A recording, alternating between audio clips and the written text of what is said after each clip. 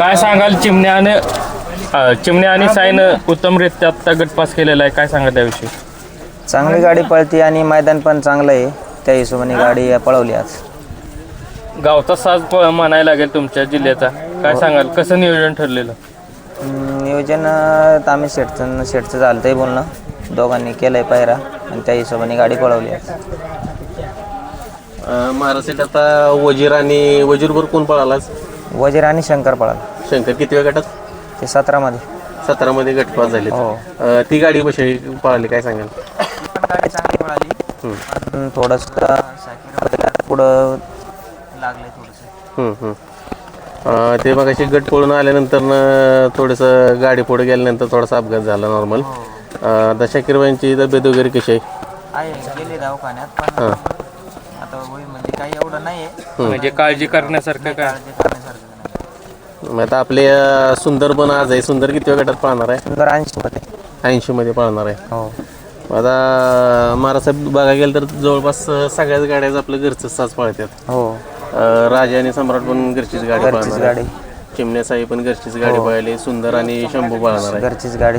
एक सगळं एवढं मोठं हिंद केसरीचं मैदान आहे, घरचं नियोजन सगळं साज पळवण्याचं कसं काय ठरवलं? गाडी पळतात आणि त्या हिशोबाने नियोजन केलंय, चांगल्या गाड्या पळणार. साईजन चिमण्याच्या गाडी कोण होतं? छोटू बाई होतं. छोटं होतं. ती गाडी कशी पळाली? चांगली पळाली ती गाडी, पळतेच ना काय विषय.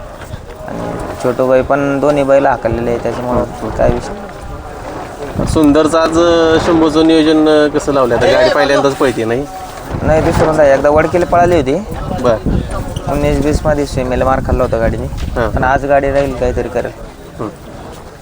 आता मारसाहेब पुशेगावचं हे मानाचं पहिलं हिंद केसरी मैदान आहे, मैदानाविषयी काय सांगाल?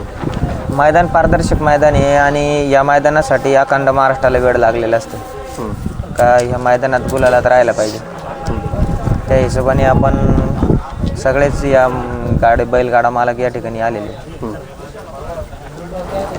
साहेब आता आपला सुंदर आहे, साई आहे, गाड्या दोन्ही पण चांगल्या पाहिजे. जवळपास तुम्ही घरचं साज जास्त करून पळवत आहे. शेट मैदानावरती का दिसत नाही त्या? शेटचं थोडंसं गडबड आहेत आता इलेक्शनची, त्या हिशोबाने येतील शेट काय. घरचा साज कधी पळवणार काय सुंदर साई? थोड्या दिवसात दिसेल घरचा साज पण, कारण आता भरपूर म्हणजे विभक्त गाड्या पळाल्यात, पण कुठेतरी असं वाटतं की आता दोन्ही पण टॉपचे नंदी आहेत म्हटल्यानंतर ना घरचा साज कधी पळवताना थोड्या दिवसात दोन्ही पण घरचे पळवणार गाडी. आता तुमच्या जिल्ह्यात एक मोठं मैदान लागलंय 5 लाखाचं, त्याला हे आहे तर आदत आणि दुसाचं आहे, मग ते पण नियोजन झालेत का? दोन्ही पण पळणार तिथं, नियोजन झालेत दोघांचे पण. साई आणि चिमण्या ही जोडी पळते आणि वारंवार त्या जोडीनं सिद्ध केलंय की गुलालात पात्र असते. ती जिथं मोठं मैदान असतं तिथं ही जोडी 100% दिसते. काय सांगाल, म्हणजे ज्यावेळी मोठं मैदान पडतं नियोजन कसं होतं त्यावेळी? त्यावेळेस काय आम्ही शेटचा आणि संतोष शेट तोडकर आपले यांचं दोघांचं बोलणं झालंय, त्या हिशोबाने त्यांनी पायरा केला आणि गाडी पळवली आज. बरोबर, नक्की. आणि मेन म्हणजे हिंद केसरीचं मैदान आहे, गुलाला महत्त्वाचा असतो. गुलाला आणि ती गाडी आम्हाला माहिती का गुलाला पात्र राहणार, कारण की ती गाडीने आतापर्यंत कुठं मार खाल्लेला नाही. पुसेगावच्या मैदानाचा गुलाल तुमच्या दावणीला लागलाय का ना आतापर्यंत? नाही, आहे एक पुशेगावची नवीन खरेदी केली होती आम्ही. बरं.